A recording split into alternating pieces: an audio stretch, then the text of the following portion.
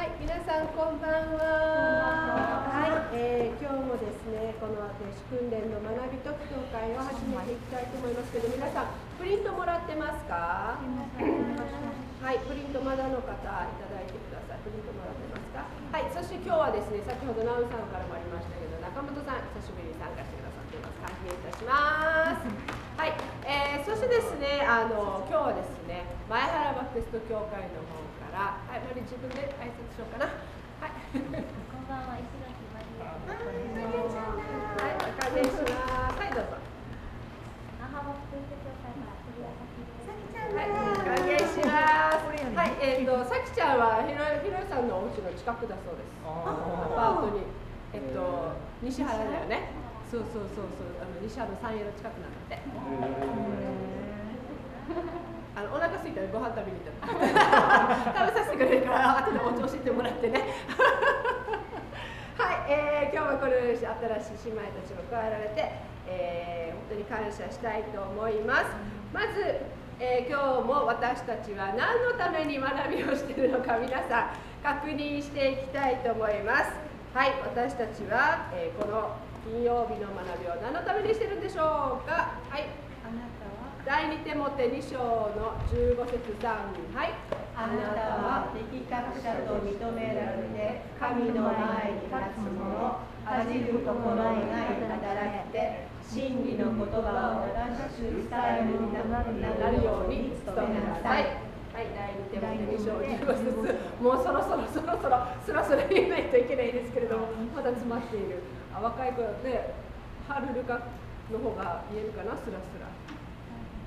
どう覚えた？あ、こっちのグループ。はい、じゃあこっちのグループいくよ。はい、3、はい。あなたは適格者として神の前に認められて神の前に立つ者、真理の言葉を正しく伝えるものとなるように努めなさい。どうぞ。エアボイスでは聞こえないですよ。後ろを覚えている。後ろ覚えてる。センチリ君はまだ来ないのかな。はい。じゃあこっち行ってみましょうか。はい。じゃあ青いとおさむとレビと3人で頑張りましょう。3、はい。あなたは適格者と認められて神の前に立つ者、恥じることのない働きで真理の御言葉を正しく伝えるものとなるように努めなさい。第2テモテ2章15節。そうだね。真理の言葉ですね。はい。失礼しました。はい。ということで、今日もですね、私たちが御言葉を正しく伝えることができるものとなるようにですね、学んでいきたいと思います。はい、今はですね、この旧約聖書を知ろうということでですね、聖書の中心的メッセージを知るということで、旧約聖書の学びをしています。最初にですね、先週のレッスン1の復習からしていきたいと思います。はい、もうこれ3回目の質問ですね。聖書で一番最初の書は何ですか？トーラですね。はい、トーラです。そしてこれは日本語では何と呼ばれていますか？モーセ五書。モーセ五書ですね。そしてモーセ五書の中には何という書が入ってきますか？創出レビミ新明記。今度あと2週間ぐらいまでにはこれ旧約聖書全部39巻言えるように圧勝していきましょうね。歌で覚えると早いですね。はい、そうですね。まず最初に私たちはそのモーセ五書は一冊の一貫したストーリーで書かれている一つの本であるということをまず、学びました。そのことが前提になっているということですね。そしてトーラはこの書かれているようにトーラはシナイ契約立法だけではなくモーセ五書全体を示しますと言っているように、このアダムの物語からそして、モーセがですねこの、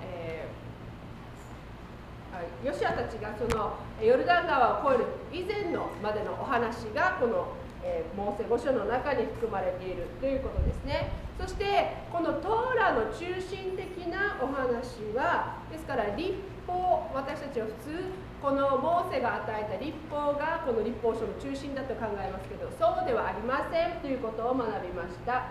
トーラは創造の目的、人間の罪と堕落、そして回復の道を教えていますということですね。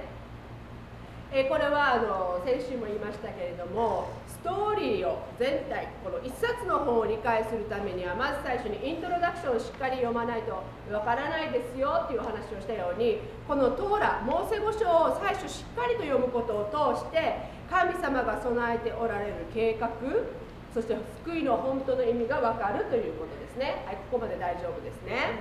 はい、そして4番目、そして、トーラは人は律法を守ることでは救われないことを教え、律法に勝る契約へと期待させますとあるように、実はトーラは律法を守りましょうということを最終的に私たちには教えているのではないということですね。もちろん律法は神の民の基準として神様が与えています。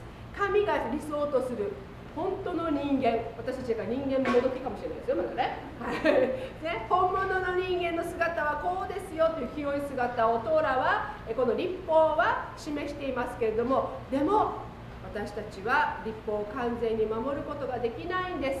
私たちは神の前に完全なものと認められるにはこの行いでは足りないんですということを最終的にトーラは教えているということでした。